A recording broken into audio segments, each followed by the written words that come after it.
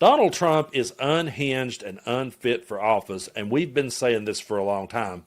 Actually, we were saying it back on the campaign trail.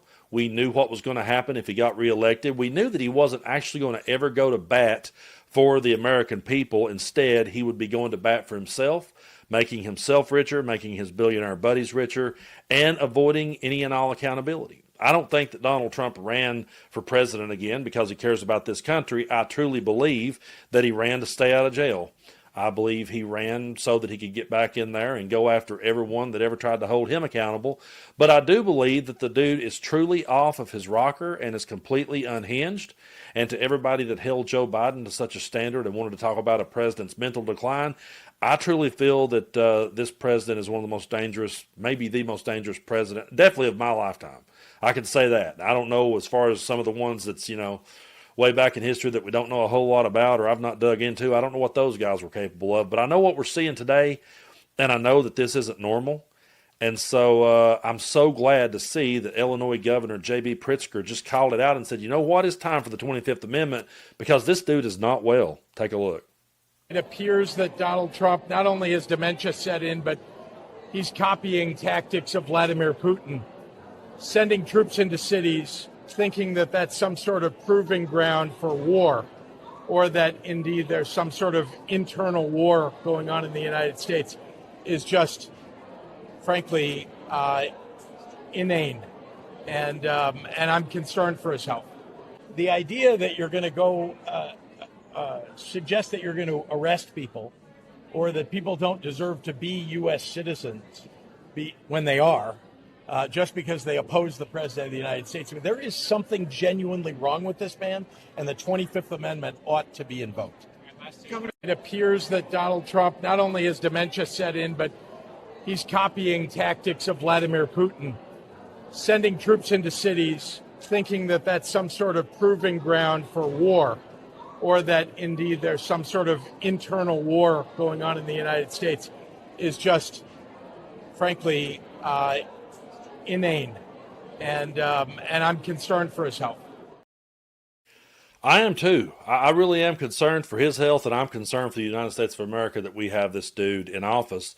The truth of the matter is, I've thought for a long time that behind the scenes, I really do believe that the Mike Johnsons of the world and the J.D. Vances of the world, I believe they know what they're up against. I believe they know what they have. And I believe they're trying to ride his coattail as long as they can, get him to sign as much stuff as they can while they still have him, because he is the cult of personality. I'll give him that much. He is the guy that can connect with their base. I don't think that Mike Johnson has the personality of a doorknob. I don't think that he can pull it off. I really don't think Vance can pull it off.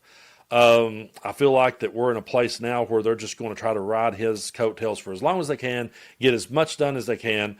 And I know what some of you are thinking. Brando, is he really that? Do they really know that he's unhinged? Well, I want you to take a look at this clip of Mike Johnson being cornered here and watch him shake his head in agreement. The president is unhinged. He is unwell. What are you doing? A lot of folks on your side are too. I don't control. Oh my God, please! That performance in front of the generals, I didn't see it. Is so dangerous. You know I serve on Foreign Affairs and Appropriations. This is a collision of those two things. Our allies are looking elsewhere. Our enemies are laughing. I just left you have a president who is unwell. He shook his head, yeah, as she was saying that the president is not well. He shook his head, yeah, and then went on to say, well, there's people in your party that are too. So he's admitting it. He's like, well, yeah, there's people on your side that are too. And folks, this is the world we're in. We are in a world with an unhinged president where the Speaker of the House realizes he's unhinged, and the best answer that he can come up with is, well, there's people on your side that are too. And I just really believe that behind closed doors, they're trying to figure out how to ride his coattails for as long as they possibly can. And they will always find a way to put a spin on it. They will always find a way to give it some sort of humorous twist. And I just think that it's an absolute slap in the face of every American when they go out there and they try their damnedest to to make excuses for this guy. You know, here he is. We've seen all the unhinged stuff that he's doing. We've seen him sharing the MedBeds video, the AI video that was all bullshit. It was a QAnon conspiracy theory. That right there should have called his mental health into question. But they will always write it off that, well, it was always a joke. And here's J.D. Vance going to bat for Trump's racism. The president's been posting some images of Leader Jeffries and Senator Schumer. I saw recently. You've said that you're interested in good faith negotiations with these leaders, but what message does that send? Is it helpful to post pictures of Leader Jeffries in a sombrero if you're trying to have good faith talks with him? Oh, I think it's funny. The president's joking, and we're having a good time. You can negotiate in good faith while also poking a little bit of fun at some of the absurdities of the Democrats' positions, and even, poking some fun at the absurdity of the Democrats themselves. I mean, I'll tell Hakeem Jeffries right now, I make this solemn promise to you that if you help us reopen the government, the sombrero memes will stop. And I've talked to the President of the United States about that. Now, having a good time? At a time like this when the government is shut down, Donald Trump is saying there's $17 trillion been raked in, but he can't tell you where it's at. At a time like this, he just wants to say, oh, we're having a good time, and I promise you, if you reopen the government, then the memes will stop. The racist memes, by the way. He's sitting there going to bat for a racist. He's sitting there going to bat for a man who is making jokes with the American people's lives. These are the people that claims they're the party of the working class, and yeah, they was able to steal the working class away from the Democratic Party, and people actually believes that Donald Trump has their best interest at heart. But at a time like this, they just want to make jokes. They want to make racist jokes. I'm always going to point that out. They want to make these racist jokes, and they always want to just write it off like, nothing to see here. It's just Trump being Trump. And that's what worries me so much about all of this is just the way that we've become so desensitized to everything when it comes to Trump, that no matter what he does, no matter how over the top and outlandish that it is, people just finds the way to say, it's just Trump being Trump.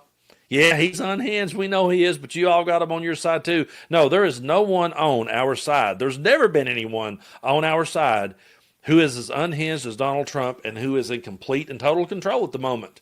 I always drive this point home because I'm sick and tired of people trying to lie and twist this one and say it's the Democrats' fault. Donald Trump is the president. He's a Republican. The Senate is Republican. The House is Republican. The Supreme Court is 6-3 Republican in favor of Donald Trump, and they gave him immunity for official acts.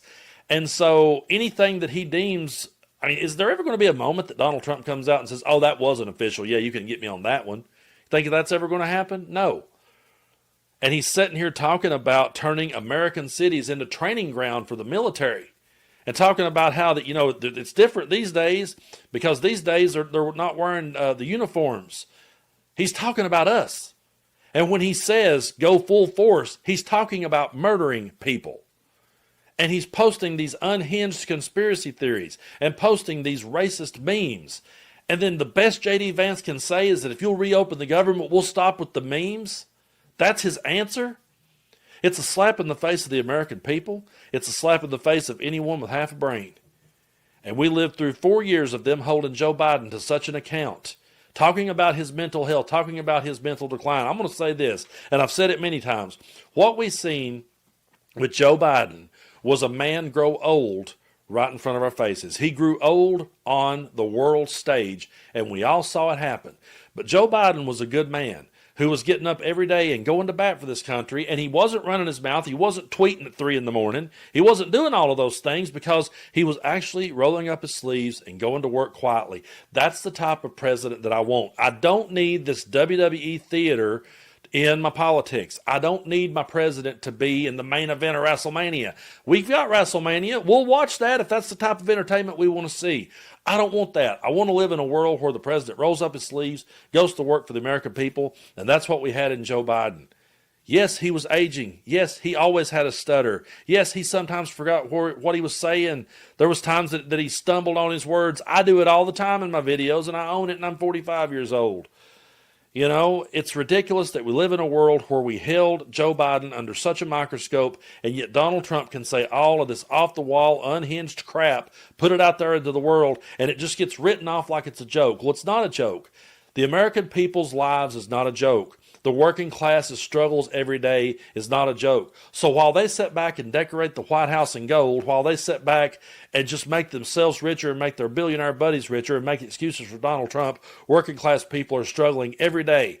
And they have to be looking around. The ones that voted for Trump has to be looking around saying, wait a minute, my grocery bill isn't lower. Wait a minute, he's lying to us. Eventually, they're going to have to wake up. But we have a man who is clearly unhinged leading this country. And I do believe it's time for the 25th Amendment. The question becomes, when will J.D. Vance finally say, okay, enough is enough. I can no longer defend this? When will Mike Johnson finally say, you know what, this is indefensible?